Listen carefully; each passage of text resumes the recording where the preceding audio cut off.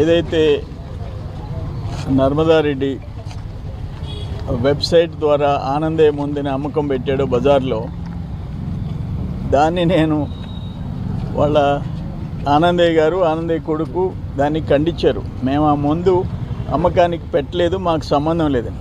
దాని మీద కాకాని గోవర్ధన్ రెడ్డి అతని చేత నా మీద కేసు పెట్టించాడు, తప్పుడు కేసు పెట్టించాడు. అది కోర్టులో జరుగుతుంది. ఈరోజు వాయిదాకు వచ్చాము. ఇటువంటి 18 కేసులు, 17 కేసులు ఉన్నాయి. ఒకటి నేను అఫిడవిట్లో 17 కేసులు చూపించా, ఒక్క కేసు క్వాష్ అయింది. సరే, అవన్నీ ఫేస్ చేస్తాం. అది నేను అసెంబ్లీలో మాట్లాడితే ఇతను ఇక్కడ మాజీ మంత్రి, నేను ఇవన్నీ ఎందుకు చెప్తున్నానంటే, ఇప్పుడు ఎవరో ఇన్ఛార్జీలు అందరూ ప్రెస్ కాన్ఫరెన్స్లు పెడుతున్నారు కదా, వాళ్ళందరికీ, ఆ ఎమ్మెల్సీలకి, ఆ ఎంపీకి, ఆ మాజీ ఎమ్మెల్యేలకి, క్యాండిడేట్లందరికీ నేను చెప్తుండా. ఆ విషయం నేను అసెంబ్లీలో మాట్లాడితే ఇక్కడ కాకాని గోవర్ధన్ రెడ్డి మాట్లాడింది దరిద్రుడా అష్టదరిద్రుడా. మొన్న కేసులో పారిపోయినాడు. TV9 హైదరాబాద్లో నువ్వు పారిపోయినావని చంద్రమోహన్ రెడ్డి చెప్తున్నాడంటే ఆయన వాడిన భాష. నా సంక నాకుతాడు చంద్రమోహన్ రెడ్డి. ఈ కేసులో నేను ప్రెస్ కాన్ఫరెన్స్ పెట్టి మాట్లాడింది ఉంది, మీ అందరికీ పంపిస్తా. దాంట్లో ఏమైనా నేను తప్పు మాట్లాడానా? ఆనందే మందు విషయంలో ఆ రోజు మా తల్లిని తండ్రిని తిట్టాడు. నేను ఒక్క మాట చెప్తుండా, ఆ చంద్రశేఖర్ రెడ్డి ఎమ్మెల్సీల నుంచి, ఎంపీల నుంచి, మాజీ ఎమ్మెల్యేల నుంచి, ఇన్ఛార్జీల నుంచి ఇదే భాష మిమ్మల్ని వాడిస్తా. మా వాళ్ళ చేత నేనైతే మాట్లాడలేను, ఎవరో ఒకరి చేత మాట్లాడిస్తా. మీ తల్లిదండ్రుల్ని దరిద్రుడు, సంకనాకుతాడు, ఈ చెత్త అసలు మా నోటి గుండా రావాలంటే కష్టంగా ఉంది. ఈ మాట్లాడిస్తా. మీరు చప్పట్లు కొట్టండి, మేము హ్యాపీ అని మెసేజ్ పెట్టండి, ఇటువంటి భాష వాడండి అని చెప్పి పెట్టండి. సిగ్గుండాలా. పబ్లిక్ లైఫ్లో ఉండేటప్పుడు మీరు ఒక పనికి మాలినోని వెనకేసుకొని వచ్చి, ఒక దోపిడీదారిని వెనకేసుకొని వచ్చి, ఈ కేసు తప్పుడు కేసా?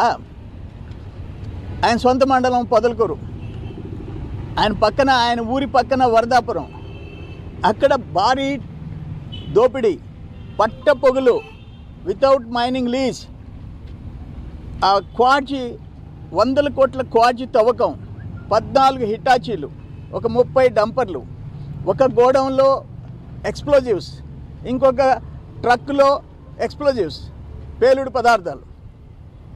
ఇవన్నీ ఆయనకు తెలియదు. 2 బస్సుల్లో హిజ్రాలు వచ్చింది, ఆయనకు తెలియదు. ఏ పాపం మీరు చెప్పేది అది.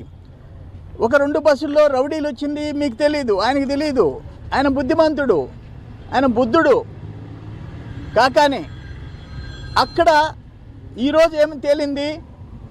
వరదాపురం రుస్తుం మైన్లో తవ్విన అక్రమ క్వాజీ తోడేరులో స్టాక్ పెట్టారని వచ్చింది. అది కూడా తెలియదు ఆయనకి. ఆయన మంత్రిగా తోడేరులో స్టాక్ పెట్టింది కూడా తెలియదు. ఏ పాపం తెలియదని మీరు చెప్తున్నారు.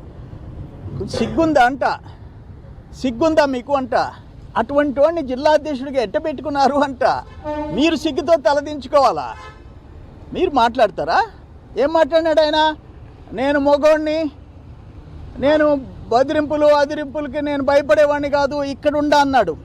ఎక్కడికి పోయాడు?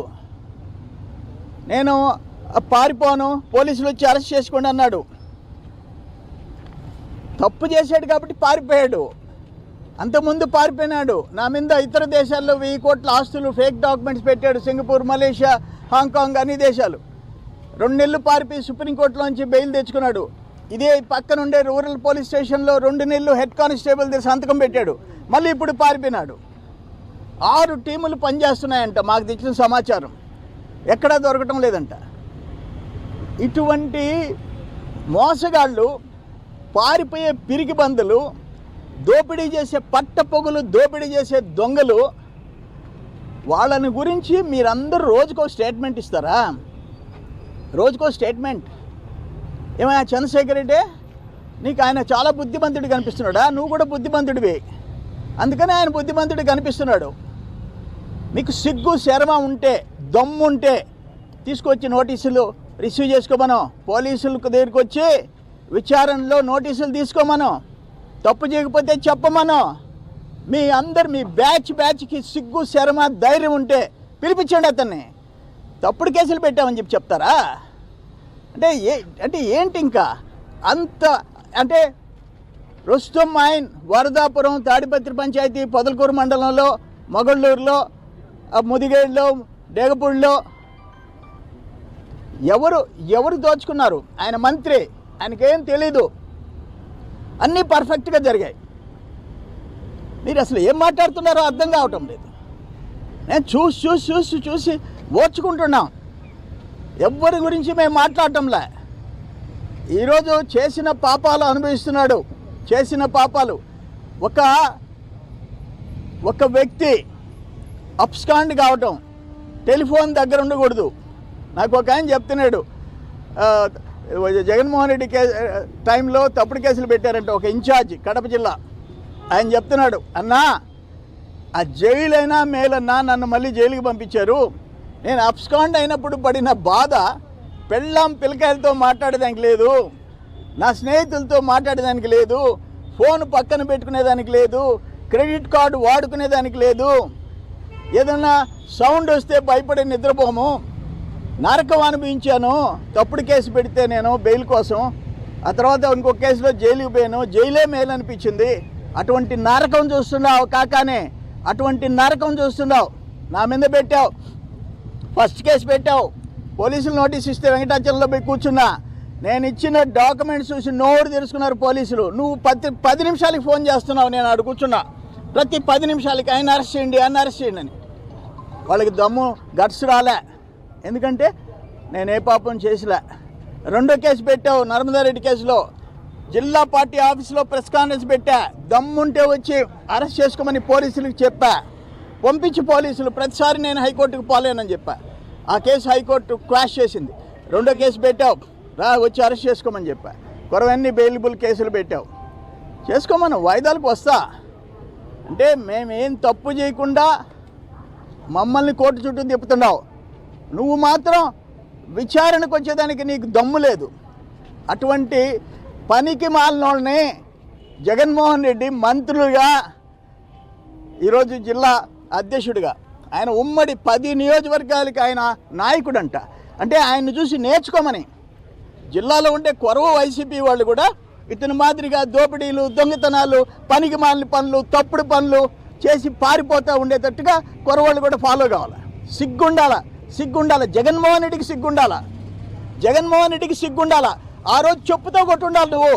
మా తల్లిదండ్రుల గురించి మాట్లాడినప్పుడు వైఎస్ జగన్మోహన్ రెడ్డి నిన్న నీ సతీమణి గురించి మాట్లాడితే మా నాయకులు ఎత్తి లోపలించారు, కేసు పెట్టి ఎత్తి లోపలించారు. ఆ పని నువ్వు వల్లభనేని వంశీ టైంలో చేసి ఉండాలా, కాకాని గోవర్ధన్ టైంలో నువ్వు చేసి ఉండాలా. నీకు లేదు.